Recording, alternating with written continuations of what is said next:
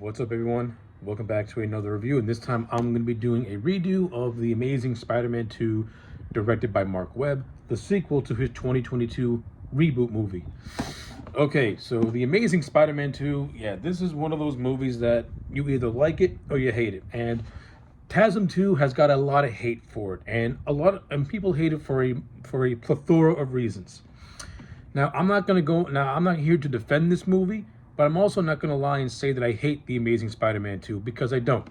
The Amazing Spider-Man 2, for me, has got the same issues as Spider-Man 3, in which it's trying to do too many things. It doesn't have a singular focus, and in the end, it doesn't satisfy anybody.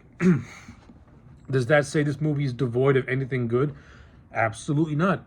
I think Spider-Man 2 does have a lot of good things in it, but it also has a lot of things in it that should not be in it, or things that it's set up and then doesn't really pay off. Spider-Man Amazing TASM 2, to me, it feels like a movie that is more of a setup than it is an actual continuation of what came before it. That's not to say we don't get continuation with certain characters, because we do, but it feels like this movie is setting up a universe and not telling a standalone story. And that is this movie's biggest problem, is that it's a setup movie and is not self-contained enough. And so I'm going to do my best to illustrate what I liked about this movie and what I did not like about this movie. Now, I have already done a review of this movie in the past. I don't like that review, so this is going to be my definitive thoughts on TASM 2. So without any further ado, let's get started with the positives. As always, the cast in this movie is just as good as it was in the first movie. Andrew Garfield, once again, is fantastic as Spider-Man / Peter Parker, and his character is given much more to do when he's out of costume, mainly because a lot of this movie gives us more Peter Parker as opposed to more Spider-Man. But what I like about this is that we get to see more of the human drama that Peter has to go through. You know, he has the rocky relationship with Gwen Stacy that really stems from the promise that he made to Gwen's dad at the end of the first movie, in which their relationship is always on rocky roads. You know, we also had, Peter also reignites his friendship with Harry Osborn, who comes back into his life after being gone for so long. And of course, Peter continues the quest to find answers about his parents, particularly his father, and why he was abandoned at a young age. Like in terms of getting more Peter Parker and Peter Parker having to go through this emotional arc, like, I enjoyed that aspect. I liked it. And Andrew Garfield's performance all throughout the film is fantastic. He really, really showcases why he's one of the best actors working today. We also have the return of Emma Stone as Gwen Stacy, just like in that first movie. She's just as good in this movie. The whole thing with Peter and Gwen being on the outskirts in terms of relationship-wise, it's done better here than it was in the Raimi trilogy. I always thought that Peter and MJ always had a toxic relationship, but you don't really see that toxicity until you get to the third movie, and that's where the problems of that relationship really shine through, because there's a lack of communication. Unlike those two, Peter and Gwen actually do have communication skills. They actually do try to maintain a friendship. They actually do try to understand each other. So writing-wise, Gwen Stacy's a better character when compared to Mary Jane of the old trilogy. And like I said, Emma Stone just is in this movie. Emma Stone in the movie is just really, really good. Her chemistry with Andrew Garfield is just as great as ever. She has some nice moments where she interacts with Max Dillon and Harry Osborn. That adds a lot to her personality as well. Gwen also has a nice little subplot where she's trying to uncover a secret that Oscorp is trying to hide. And she also plays a factor in the third act, like she did in the last movie, by helping Peter rubberize his webs when he goes up against Electro, since his web shooters keep short-circuiting. And also Gwen plays a really big role in the third act of this movie, especially in the last 15 minutes. But I'll get to that in a little bit.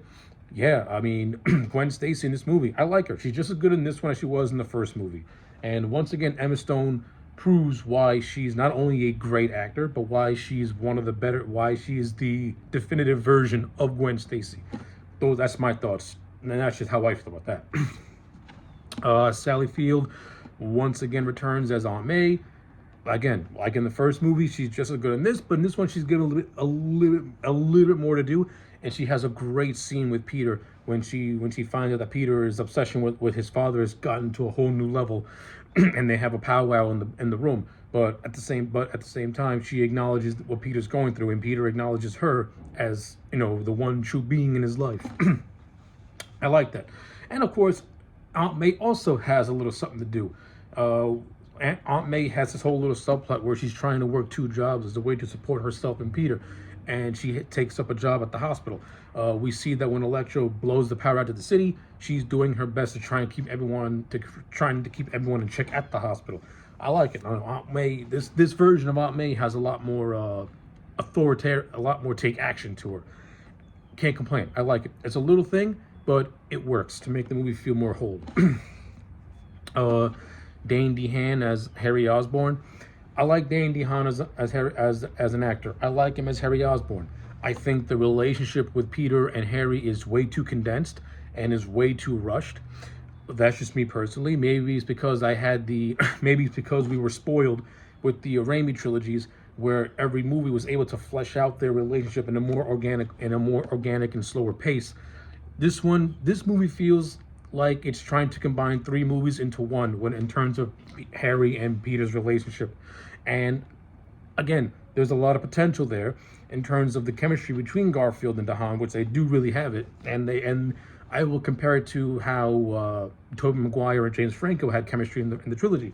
Like, I buy these two as being lifelong friends, but since this movie is trying to juggle too many storylines, their friendship feels very, very rushed, and it doesn't really have a chance to play out. Like I would have liked to have had more scenes of Harry and Peter acting like friends before Harry starts to have his problems and starts to have his whole subplot where he's dying from an illness, and then the entire movie's basically him just begging Peter to have Spider-Man give him his blood. It's like, I would have liked to have had one more scene of these two being friends before Harry starts to go off the deep end, just to give the relationships just that much more oomph. But what we got, it's okay. And now we have Jamie Foxx and his performance as Maxwell Dillon, aka Electro. Basically, if you've seen Batman Forever, and if you're familiar with Jim Carrey as Edward Nygma, the Riddler in that movie, apply that to Maxwell Dillon. It's the same thing. He's just this goofy, nerdy dude who's obsessed with Spider-Man. He has a lab accident at Oscorp where he gets bitten by electric eels, and it gives him the power of electricity, and he looks like Dr. Manhattan from the Watchmen movie. That's basically it. Like, Maxwell Dillon doesn't really have much of a character to speak of, and he doesn't really do much, to be honest with you. He's just there to be a physical threat to Spider-Man. But the problem is, but because this movie has got so many characters in it, Electro gets lost in the shuffle, to be honest with you. So we get Electro's origin. You know, he's this nerdy guy who nobody pays attention to, whatever. He's obsessed with Spider-Man. Okay. He has a lab accident. Okay. Then when we see him again, he wakes up from the morgue and he goes to Times Square and causes chaos. He's eventually stopped by Spider-Man.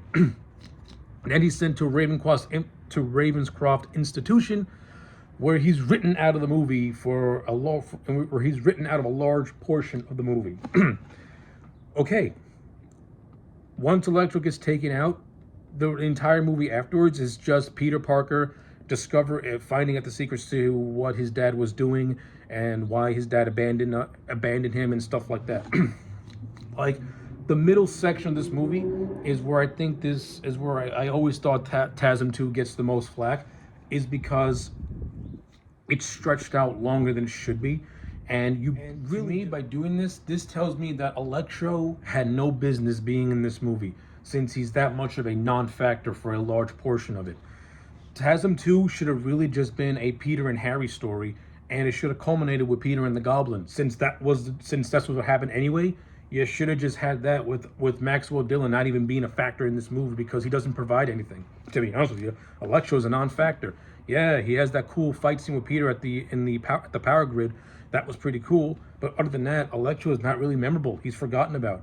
And listen, I ain't the world's biggest Jamie Foxx fan, but he is wasted in this movie because the man does put in a decent performance. And a lot of the fight scenes we do get with Spider-Man and Electro are visually creative and visually stunning. but they're too few and far between. And like I said, even the partnership with Harry and Electro to start off the third act is just very flimsy in my opinion. They basically join forces because they both been discarded in a way. That's basically it. Like Harry really just has no use for Electro except just to get back into Oscorp because he's dealing with corporate meddling with with an executive who's trying to get him out of power.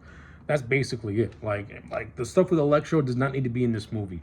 It provides a cool visual aesthetic with his fight scenes, but it doesn't really need to be there. Honestly, truthfully, in the opening movie, you established that you established Alexis Strovovich and as the and you established Alexis Strovovich, the man who becomes Rhino. I would have just had Harry use him as muscle instead of Electro. He's already instead of Electro because Electro does not need to be in this movie. You could have saved Electro for a third movie. That's just how I feel about it, to be honest with you. I think Electro was wasted. Speaking of Rhino, Paul Giamatti plays Alexei Strovovich. And listen, Paul Giamatti is hamming it up, and you can clearly tell the man's having a good time. You see him in the beginning of the movie when Spider-Man takes him out, and then you see him at the very, very end of the movie when he's in the Rhino mech suit. And just as he and Spider-Man are about to have a pretty cool fight, the movie just stops. It is what it is, I guess. I mean, we'll never know what would have happened, what would become of Rhino, since the planned universe that TASM 2 was setting up never happened. But I'll say this. In the brief scenes that Paul Giamatti does have, I would have liked to have seen what else he could have done with the character as this over-the-top Russian gangster. Because again, you can clearly tell the man was having a good time playing the role and just acting just insane. So that's my thoughts on that. What else? I think that's about it in terms of the cast. Oh wait, yeah, you have Colin Fourier who plays a guy called Mendel, who works at Oscorp. He has this whole thing where he's trying to get Harry out of power, and he's covering up a lot of stuff by using Harry's name. Okay, that's whatever. That's something for Harry to do. You have the character of Felicia. She's in there for like a couple of scenes. It's supposed to be an homage to Felicia Hardy, whatever. You have Chris Cooper cameoing as Norman Osborn. So yes, The Amazing Spider-Man 2 gives us Norman Osborn. And the only scene he has is where he talks to his son Harry, pretty much tells Harry that he inherited a genetic disease, and then he gives Harry this hard drive with all the secrets to Oscorp that he wants Harry to accomplish since he's going to be dead. And not even 2 minutes after that scene, Norman Osborn is dead. Now, if you followed behind the scenes, Norman Osborn was supposed to be more of a factor as this universe went on. But since this universe stopped after this movie, Norman Osborn's dead without ever becoming the Green Goblin. So, whatever. I guess, whatever. Okay, yeah, that's all for the casting. Let's talk about the action sequences. The action sequences in this movie, when we do get them, they far surpass that of the first movie.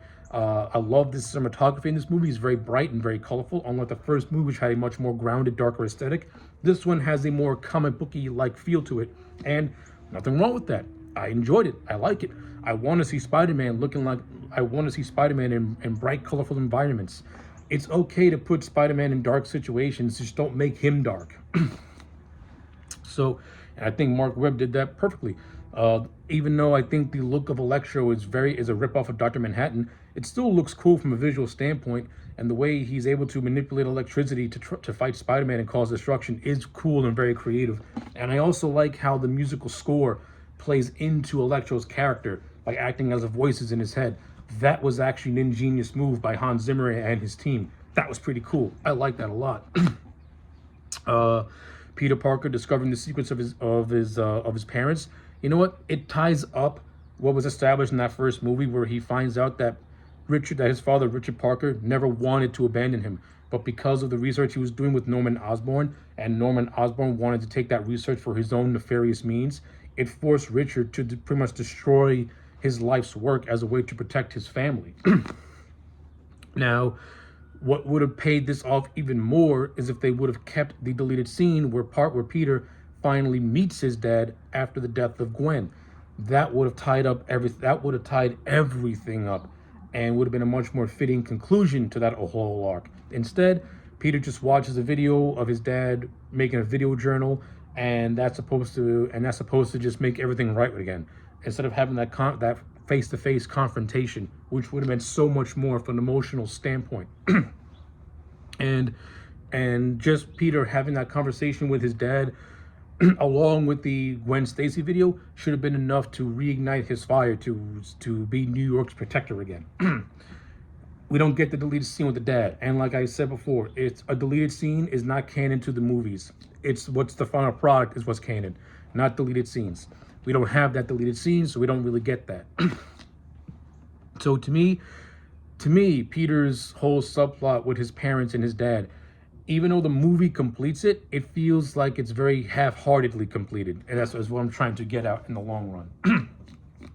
But yeah, you have that long stretch where he's trying to where he does that. He goes to the Roosevelt train station where he sees the video message, and that's pretty much what completes his arc in terms of his dad and his parental lineage. So that's whatever. The stuff with Gwen gets tied up when after watching that video of his dad, where he just finally says, "Look, I'm tired of everything. I'm tired of this. I'm tired of that. I just want to be with you." And that's where Gwen and Peter finally form that unbreakable bond that the movie has pretty much been building up to this point, which is one of the better aspects of it, is the building bond between Gwen and Peter. So that was done very well. What else? In terms of all that stuff was actually, I like it. I like that a lot. The action sequences are well done. Even the third act, even though it can be very convoluted in a lot of areas, and Electro is taken out more or less more quickly than I thought he would, than he should be. The stuff with the Green Goblin, well, okay, this is a problem that I have. This movie shoehorned, like I said, this movie should have been the Rhino and Green Goblin as the villains. So the Green Goblin ends up being the ultimate villain in this movie. So how we get to this is simple. Well, not simple. It's actually very convoluted. So how we get to Harry donning the Goblin costume is this is what happens. So as I mentioned earlier, Harry's has this degenerative disease that's killing him, and he thinks that having the spider venom that gave Peter his powers is the key to curing him of his said disease. So after he pretty much holds up the Column 4 character at gunpoint, they go down to this place called Special Projects, which is just Easter egg central if you pay attention to what's in there. And this guy shoots him with the venom.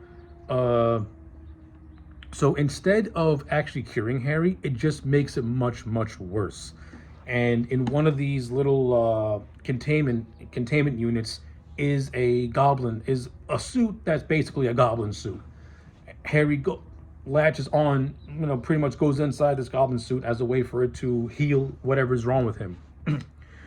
So then for 20 minutes, Peter Parker is doing his stuff with Gwen. He's fighting Electro. So what was Harry doing for those 20 minutes while Peter was doing all this? Who the hell knows? But more or less, once Peter beats Electro, he has his final battle with Harry Osborn, because you got to wrap up what you established with that.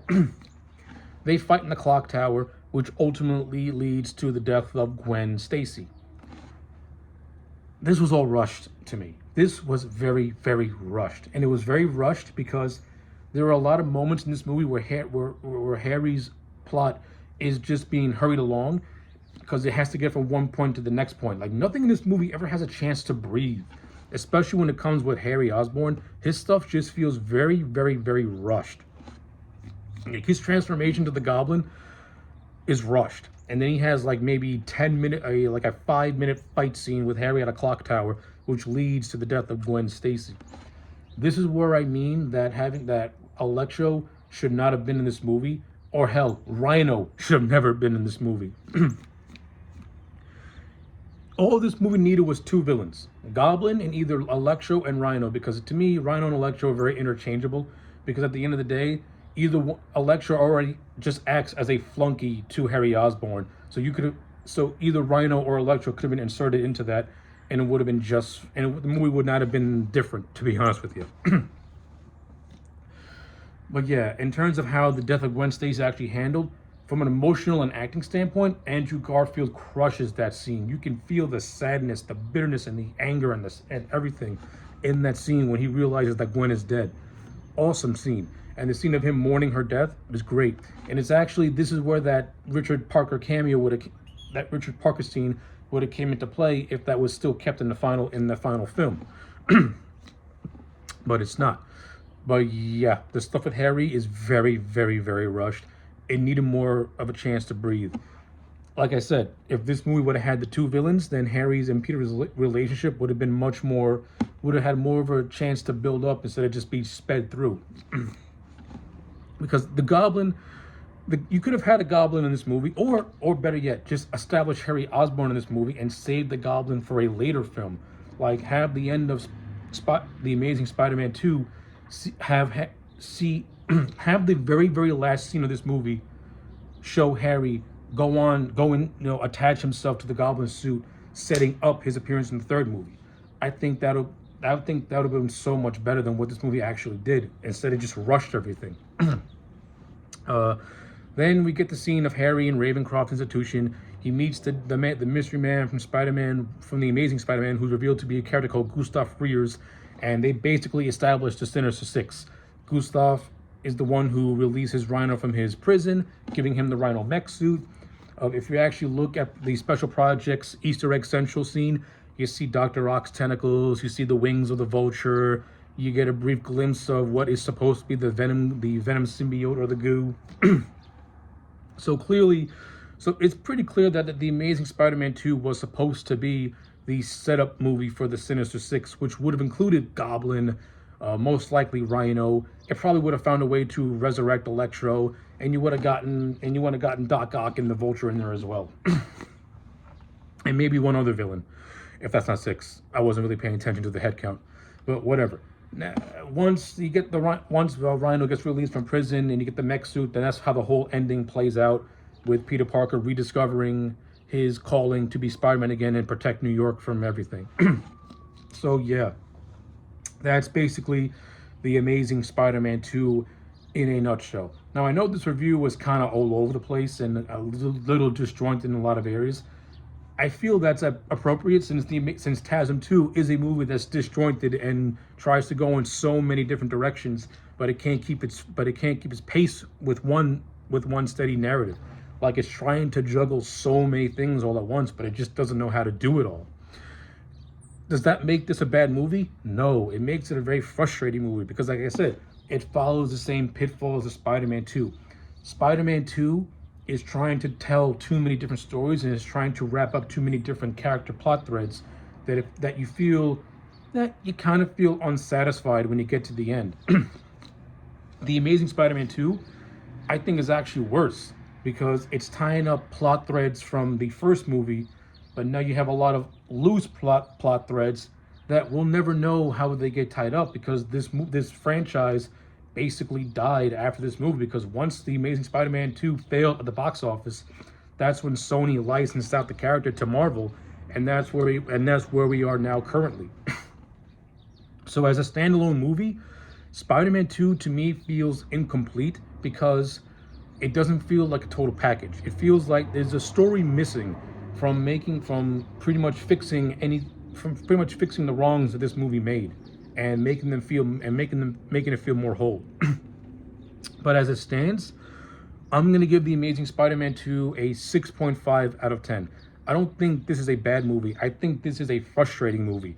It's below The Amazing Spider-Man, but it still has some really good moments in it. I'm not going to lie. The performances are really good.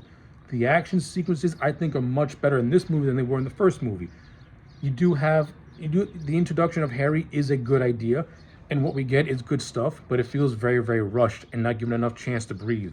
The strong parts are still Peter and Gwen's relationship because it feels more natural, and it doesn't feel toxic like Peter and Mary Jane does. And Peter wrapping up his whole thing with his parents and stuff like that, that was also a nice touch in terms of completing his origin story in a way. So yeah, 6.5 out of 10 for TASM 2. Let me know your thoughts in the comment sections down below. Like the video and subscribe, and I'll check you back next time for more.